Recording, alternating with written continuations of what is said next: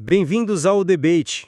Hoje, nosso foco recai sobre um ponto crítico na educação superior brasileira, a qualidade no ensino à distância e também no semipresencial.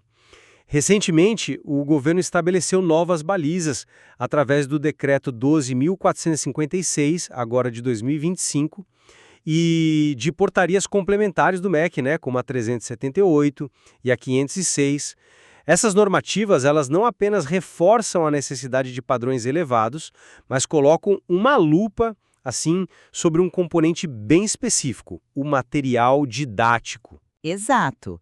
E como resposta a essa demanda regulatória, né, surgiu uma proposta metodológica bastante estruturada, os 10 passos para a produção de material didático para adultos com inteligência artificial. A ideia, basicamente, é oferecer um roteiro para que os professores, especialmente aqueles que lidam com o público adulto da graduação, possam criar conteúdos, vamos dizer, alinhados aos novos tempos, incorporando tanto princípios pedagógicos que já são consagrados, quanto as novas ferramentas de IA. E aqui, bem aqui, se delineia a nossa questão central para a discussão de hoje.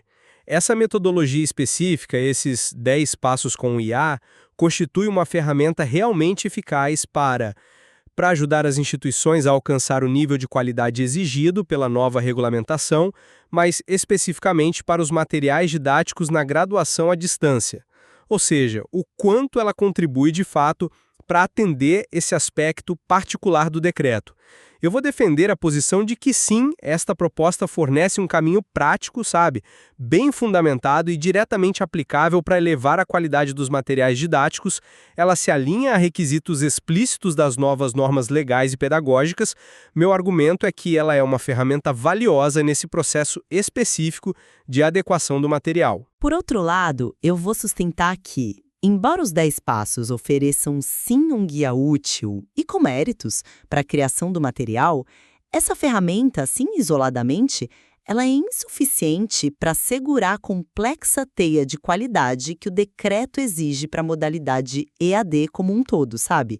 A qualidade sistêmica, ela vai muito além do material em si, e focar apenas nele pode ser, na minha visão, uma abordagem um pouco limitada do desafio. A minha perspectiva se baseia na análise detalhada dos 10 passos frente às exigências legais.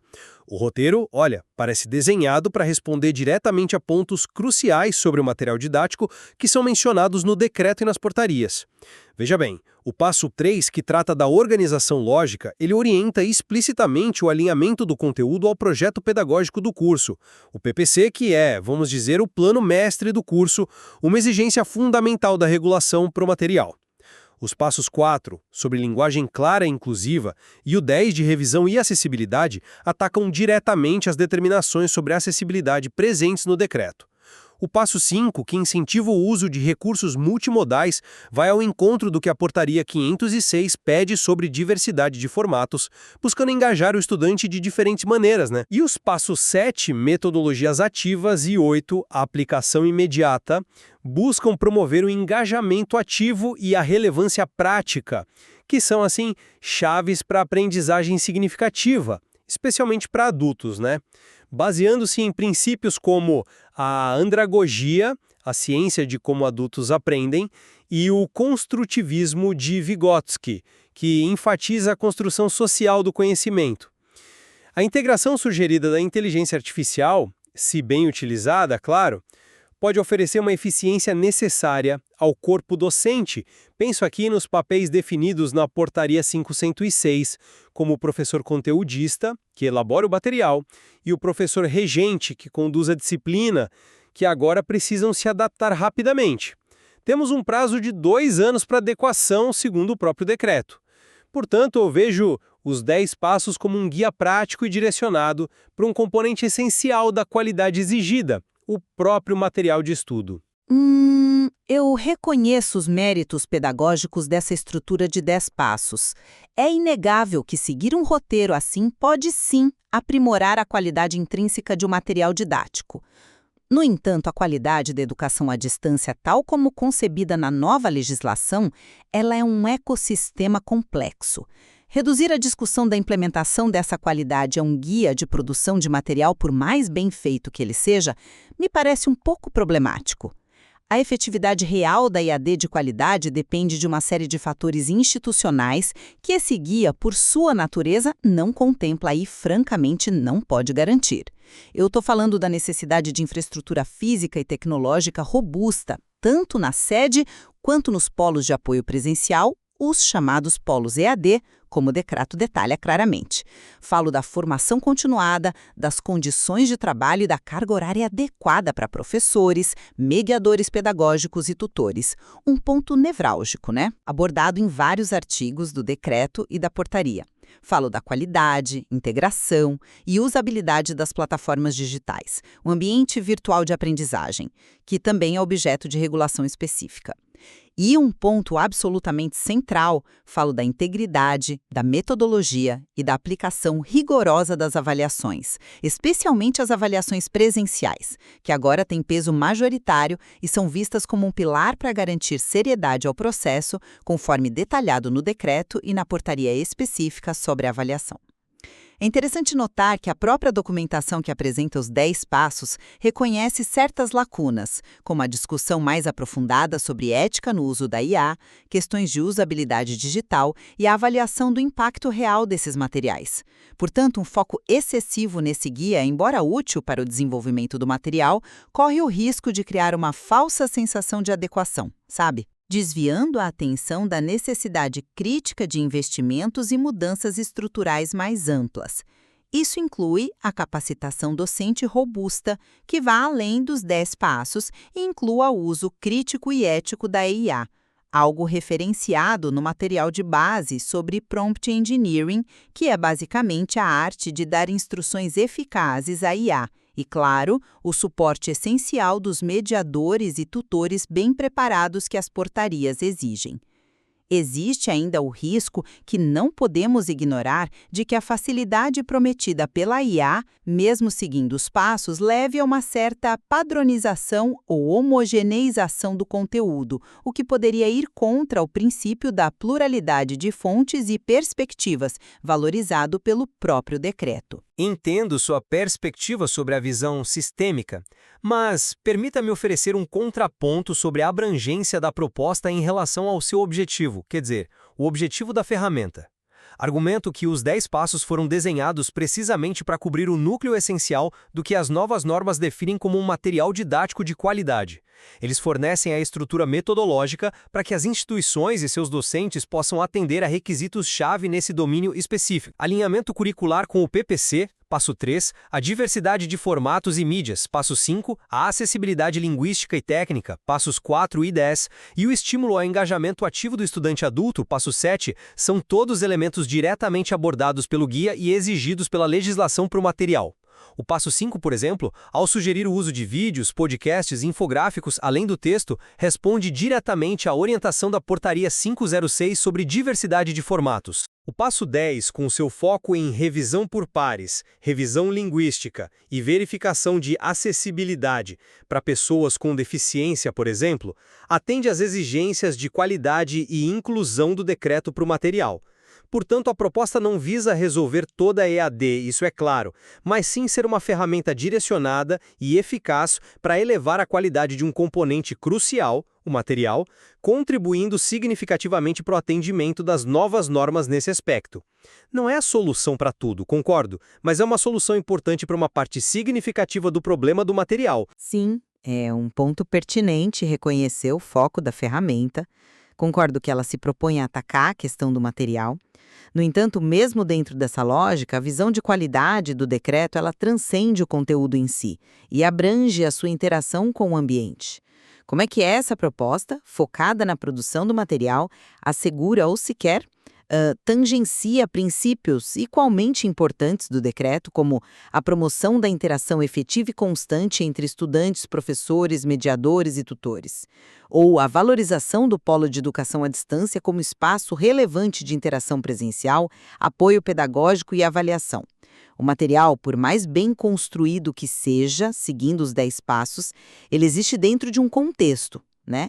Sua eficácia depende de como ele é integrado às práticas pedagógicas, ao suporte dos mediadores, às atividades nos polos. Além disso, como você mesmo mencionou, o decreto e a portaria sobre a avaliação impõem requisitos rigorosos para as avaliações presenciais periódicas, que devem ter peso majoritário na nota final.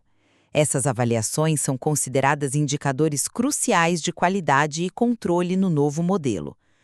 Como um guia de produção de material didático, por si só, contribui para a implementação eficaz e séria desse sistema avaliativo presencial. A proposta ajuda em uma frente, a do material, concordo, mas a percepção de qualidade do MEC, refletida no decreto, parece exigir uma orquestração muito mais complexa, onde o material é apenas um dos instrumentos, entende? Essa questão da interação e da avaliação é importante sim, mas creio que um bom material didático produzido seguindo esses passos pode facilitar essas outras dimensões. Um material que usa metodologias ativas, passo 7, e propõe aplicação imediata, passo 8, por exemplo, naturalmente gera mais insumos para discussões mediadas por tutores e para a interação entre alunos. Um material claro e bem estruturado, passo 3, também prepara melhor o aluno para as avaliações, sejam elas à distância ou presenciais. Agora, sobre o papel da inteligência artificial, eu vejo aqui como um catalisador potencial, não isento de cuidados, claro, mas com potencial positivo. Quando utilizada sob a orientação metodológica dos 10 passos, a IA pode permitir que o corpo docente, o conteudista e o regente produzam materiais mais diversificados, multimodais, como incentivo ao passo 5 e até com um grau maior de personalização, se considerarmos o passo 2, que foca no conhecimento aprofundado do público-alvo. Imagine adaptar exemplos ou estudos de caso para diferentes realidades regionais dos alunos. Algo que a IA pode auxiliar a fazer em escala. Essa eficiência ganha relevância diante da escala da EAD no Brasil e do prazo relativamente curto de 2 anos para a adequação completa das instituições ao decreto. A IA pode ser uma aliada na adaptação da linguagem para torná-la mais acessível, passo 4, ou na geração de diferentes tipos de questões para autoavaliação, complementando o passo 9 sobre a avaliação formativa, liberando tempo docente para outras atividades pedagógicas, como a mediação e o feedback personalizado. O guia, portanto, busca direcionar o uso da IA para fins construtivos e alinhados às exigências de qualidade do material. Minha abordagem parte de um ângulo um pouco mais cauteloso em relação à IA nesse contexto.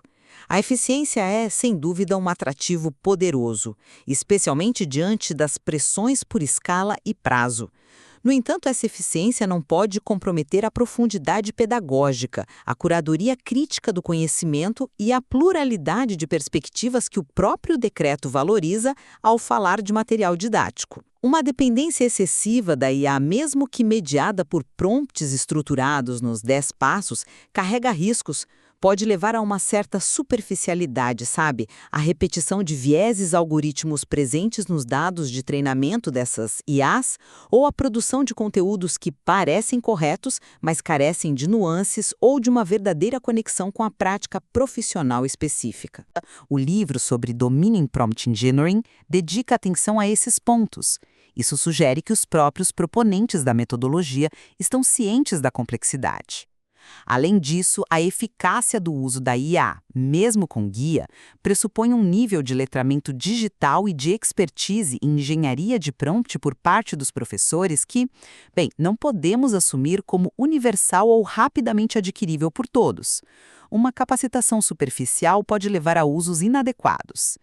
A informação de que a proposta admite uma aderência de 85% ao livro base sobre prompt, embora alta, também sugere que, mesmo na teoria, podem existir lacunas na aplicação prática, talvez justamente em áreas mais sensíveis como a verificação de vieses ou a garantia da originalidade e profundidade. A ferramenta pode ser útil, sim, mas seu uso exige um discernimento, uma capacitação contínua e uma supervisão pedagógica que vão muito além de simplesmente seguir uma receita de 10 passos. A promessa de eficiência não pode eclipsar a necessidade de rigor acadêmico e responsabilidade pedagógica. Os 10 passos se apresentam como um guia prático. e essa é a sua grande força no cenário atual. Docentes e instituições estão diante de regulamentações novas, densas e com prazo para implementação. Um roteiro claro que traduz princípios pedagógicos reconhecidos como a andragogia, focada no aprendiz adulto, e o construtivismo, que vê o aluno como construtor do conhecimento em ações concretas para a elaboração do material didático, é extremamente necessário. Ele oferece um ponto de partida tangível e estruturado. Ao fazer isso, ele não apenas ajuda a cumprir a letra da lei no que tange ao material, mas também se alinha às competências gerais esperadas dos professores de ensino superior, como mencionado na própria introdução do material que descreve a proposta, fazendo referência às Diretrizes Curriculares Nacionais, DCNs. Ou seja, ele operacionaliza as exigências do decreto e das diretrizes para o domínio específico do material didático. É uma ferramenta que auxilia o professor a fazer o que se espera dele nesse novo contexto regulatório, para essa parte específica de sua atuação. Ele não promete resolver tudo, como já disse, mas oferece um caminho claro para melhorar um aspecto fundamental da qualidade da EAD, o material. Permita-me discordar parcialmente aqui, ou melhor, contextualizar essa praticidade. Concordo que é um guia prático e pode ser um ponto de partida útil para a equipe responsável pelo material didático, sem dúvida. No entanto, apresentá-lo, mesmo que implicitamente, como a resposta institucional à demanda por qualidade do decreto, pode ser enganoso e, eu diria, até perigoso. O sucesso na implementação da visão de qualidade do decreto depende fundamentalmente de um compromisso institucional sistêmico e de investimentos robustos em todos os pilares da EAD. Isso vai muito além do material. Inclui garantir plataformas digitais que sejam estáveis, integradas e que realmente favoreçam a interação, não apenas repositórios de conteúdo como exige o decreto.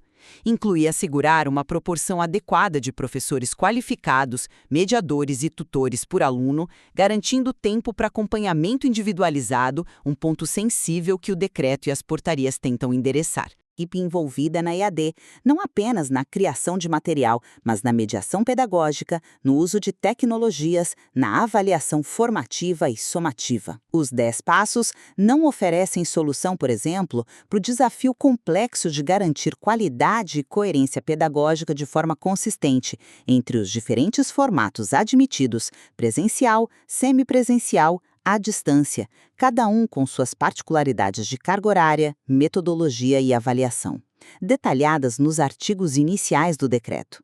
A qualidade do material é, sem dúvida, necessária, mas está longe de ser suficiente para garantir a qualidade sistêmica e a experiência educacional transformadora que a legislação almeja. É uma peça do quebra-cabeça importante, talvez, mas não o quadro completo. Ampliando um pouco o debate sobre a implementação, poderíamos pensar em como integrar essa ferramenta de forma mais estratégica. Por exemplo, os 10 passos poderiam servir como base para programas de formação continuada de professores conteudistas. Isso não seria um avanço prático e alinhado ao espírito do decreto de qualificação docente, nesse aspecto? Certamente, como parte de um programa de formação mais amplo, ele tem seu valor. Seria um módulo útil, sim, sobre design instrucional aplicado à EAD e ao uso de IA. Mas essa formação precisaria ir muito além, né? Precisaria abordar também as metodologias de mediação online, as estratégias de avaliação formativa no ambiente digital, o uso crítico das tecnologias da informação e comunicação, a gestão do tempo e da interação em turmas grandes e, claro, a compreensão profunda do próprio decreto e das portarias em sua totalidade, incluindo as responsabilidades dos diferentes atores, professor, mediador, tutor, polo, instituição. Usar os 10 passos como toda a formação para a qualidade EAD seria, assim, manifestamente insuficiente. A capacitação precisa refletir a complexidade do ecossistema que mencionei antes. Entendido. É um ponto válido que a formação precisa ser mais abrangente. Mas voltando ao cerne, a ferramenta em si, para o seu propósito específico de guiar a produção de material, você não concorda que ela representa um avanço em relação a, talvez, a ausência de um método claro, que talvez fosse a realidade de muitas instituições antes? Um passo à frente para organizar essa produção? Sim, nesse sentido específico, representa um avanço sobre a falta de método, ou sobre métodos menos estruturados. Organizar o processo de criação de material é positivo, claro. Minha ressalva principal, e eu insisto nisso, reside no risco de que a existência desse guia tão detalhado e tecnologicamente moderno pela inclusão da IA possa levar algumas instituições a superestimarem seu impacto na qualidade global e, consequentemente, a subinvestirem nas outras áreas igualmente cruciais que o decreto aponta com tanta ênfase: a qualificação e as condições de trabalho dos mediadores e tutores, a infraestrutura adequada dos polos e, especialmente, o rigor e a indispensável presencialidade das avaliações. A qualidade do material, por melhor que seja, não compensa uma tutoria fraca ou uma avaliação falha. O sistema precisa ser forte como um todo. Concluindo minha posição, então, reafirmo que a metodologia dos 10 passos com IA oferece uma abordagem estruturada, com fundamentos pedagógicos sólidos e que incorpora o potencial de eficiência da tecnologia para o desenvolvimento de materiais didáticos.